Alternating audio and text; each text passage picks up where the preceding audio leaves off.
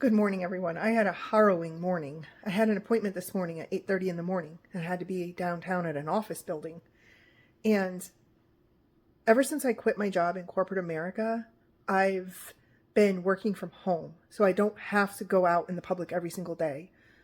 I'm the type of person that when I need groceries, I order them and go pick them up. I've limited my exposure to stressors because of the stress I endured during my corporate job. And over this course of a year, I've been trying to heal my body.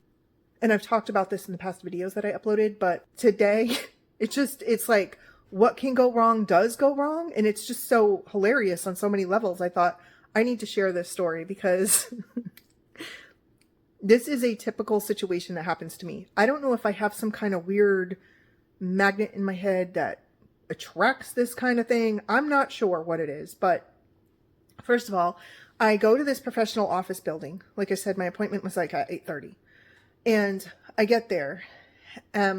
This woman walks in and she's got a very large, oversized, fake fur cheetah coat down to the ground. And my first impression was, that's a very outgoing person. And sure enough, it's too early in the morning for me. I'm not really a morning person. So she gets up to the reception desk and she's very loud and boisterous.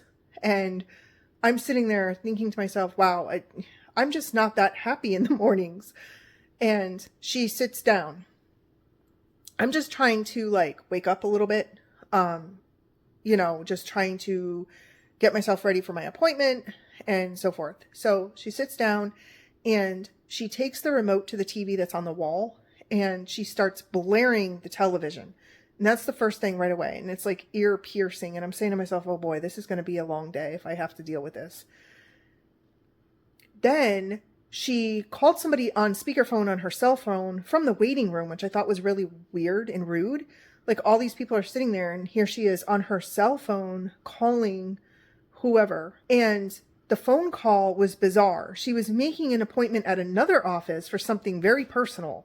And I thought, that's very strange that she'd be doing that in here on speakerphone. But again, it goes all the way back to that coat I saw and thought, this is a very outgoing personality type.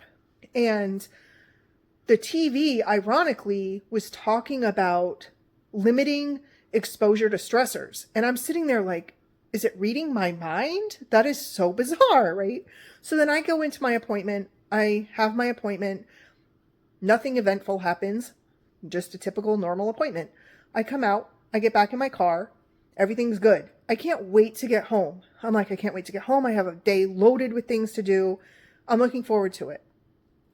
Plus, I didn't have enough coffee. I needed another cup of coffee. I'm driving on the road, and just as my neighborhood turn comes up where I have to turn left, a dog running down the sidewalk to this main road. The road is like 50-mile-an-hour speed limit. And the dog bolted right out into the street. I was in a position to slam on my brakes and put my emergency flashers on. I thought to do that right away. Like, okay, somebody's going to see me slam on my brakes and think I'm a weirdo. So I better coordinate this with my flashers so they know to be cautious. I had that mindset. Thankfully, I did that because the guy behind me, he was quite a ways away, but it was an oil truck. And I thought that could have been really bad if I had to slam on my brakes and here's this oil truck right on my tail, But thankfully, it worked out. Nobody was injured. He was able to slow down in time. He saw my flashers on, so obviously he knew something was going on. The problem is the people coming from the other side of the street aren't stopping. So it's just me, the oil truck, and now the whole lane is getting backed up, but the dog is standing right there in front of my car. I'm like, oh great, now what do I do? I didn't know if the dog was vicious. I didn't know if the dog was going to try to bite me. It wasn't like I could just jump out in the street and get the dog away. So the oil truck starts beeping. And the dog, it does scare him off, and he runs over to the sidewalk and stands there. I thought that was a good idea. Thank you for beeping, because it did help. The dog ran off so I could finish my turn. I kept my flashers on, though, just so people knew to be cautious. And I took my turn, and then I turned my flashers off. But then the dog started coming over to my car again. He ran across the street from the house there. And so I turned my flashers on and I just stopped the car. And I'm pulled over to the side of the road now. And it's like a residential neighborhood. Not many people go through here. And the oil truck got behind me. So I thought, oh, just my luck. The oil truck is probably trying to fill up the house here and I'm in his way. And he starts beeping. So I open my door. Now I want to get the dog over to my car. I want to try to see if I can get the dog off the road, try to get him in my car. He looked like a mixed beagle of some sort. This dog to me didn't look like he was trying to bite anybody. He was just lost or running down the street in freedom or whatever he was doing. So the oil truck, he starts beeping. Well, I don't know what it was about that. I don't know if it was because I was annoyed or what the problem was, but I decided that he's beeping at me and now I have a problem. So I turned around as slow as I could, like, are you kidding me right now? But the guy was so cute. Lovely man. He was holding a bag of dog treats out of his window. And I thought, genius. An oil truck guy would carry dog treats. What a brilliant idea. So I walked back to his truck and I'm like, thank you. It's not even my dog. He's like, it's not your dog? I'm like, no, I don't even know this dog. I've never seen the dog in my life. And he goes, well, here's some treats. I said, thank you so much. I said, that was very kind. Put my hand in there and I grab a couple of bacon strips, or what are they called? Bacon strips. And I said to the dog, I got treats, doggy. And I bend down. I'm in the road, like not smart. I realize that, but I'm bent down by my car and the oil truck is there to like try to protect me from anybody coming into the neighborhood that might not see what's going on. And the dog bolts, just shoots forward and like 4 houses up. I'm like, ugh. So I get back in my car and I have the trees. I have my window rolled down. I still have my flashers on and the oil truck is behind me because he's trying to like protect everything from happening. He doesn't want somebody whipping in the neighborhood and trying to like go around him and then crash into me or hit the dog. He's really, really super nice guy and he's trying to help.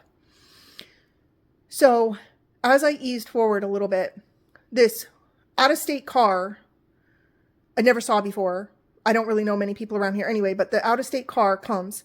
She goes around the oil truck as fast as she could, which is silly because it's a neighborhood and the speed limit's like 10 miles an hour. And there's actual signs in the neighborhood that say children at play, deaf child area, these kinds of signs. And here she comes flying into the neighborhood. So she comes around him, but then she sees me and she pulls right in front, but she goes into the middle of the street. She doesn't pull over like I'm pulled over. She's in the middle of the road. She doesn't put her flashers on. She just bolts out of her car. And I'm thinking, oh, it's her dog. That's what's going on here. So I'm already pulled over to the side and I'm parked with my flashers on. So I get out of the car again and I'm like, is that your dog? Because I have treats. I said, the oil truck guy gave me treats. She goes, no, it's not my dog. I'm like, oh, well then get out of my way, please. Because I've been trying to catch the dog as he's been helping me. And she goes, what? I'm like, where did you come from? She goes, no, I just pulled in here. I didn't realize there was a dog on the loose. I'm like, okay, so please pull over so everybody can get by you. So she does. She pulls over and then I drove around her. And by this time, there's another car coming the opposite way. And that car stopped too because they saw the loose dog. So now it's the oil truck, me, her, and this other car on the other side of the road. So I kind of weave in and out of them and I go past all that. And now we're at the entrance to my road here. I live up in the back of the woods, up from the neighborhood. So when I got to the entrance of my road, a neighbor down below here runs out of her house, curlers in her hair, eye patches under her eyes. And she's running out of her house. She's like, that dog just ran through my yard. And so there's like a little place to park. It's like a little parking area. So I pull in there without going onto my property. I pull in there and I park and I get out and I said, I don't know if you know this, but we're actually neighbors. It's nice to finally meet you. I've never met you before. And she's like, oh, yeah, hi. She goes, this dog. And I'm like, yeah, it's not my dog. I'm just trying to help catch it. So I had the last bacon strip and I threw it down and the dog comes walking over and it goes to pick up the bacon strip. And here comes another car.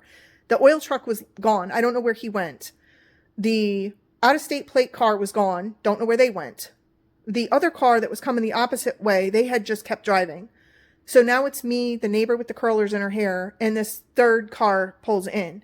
And she gets out of the car and she starts calling the dog by its name. And I said, oh, this must be your dog. She goes, yeah. She goes, he bolted out the door when he saw a squirrel. And I said, oh, okay, well, happy ending. I'm glad you're reunited. I said, I hope you don't mind. He's eaten 2 bacon strips. I said, because we were all worried about him and trying to corral him in to keep him safe. And she's like, Yeah, thank you so much. I'm very sorry. And so she took the dog. Happy ending. Then I come home and I'm just relieved. I'm relieved that the owner found the dog. I'm relieved the dog wasn't hurt. I'm relieved that everybody was safe. Nobody got into a car accident. And I'm like, okay, this is a good day. This is a good start to the day. This is what happens every time I go out in public and leave my house. Something weird happens, but that's okay. Everybody's going to have a good day now. We're all blessed. I'm thankful for that. And I get home and I'm walking up my stairs, and what happens? I literally face plant. I fall up the stairs. I face plant. My face landed in between an opening of the stairs. If it hadn't, I'd probably have a busted eye or nose at this point. I messed up my leg. It's okay, but I'm kind of bruised, and it was mostly the shin area that I landed on, and I thought, no good deed goes unpunished. That is the moral of this story. Every single time in my life I've ever tried to intervene or tried to help in some way, a punishment of some sort. Anyway, I'm glad to be able to share this story with you all, and I hope you're having a really good day. Give your puppies out there a big hug and a big kiss. Count your blessings, and I'll see you tomorrow. Thanks for watching.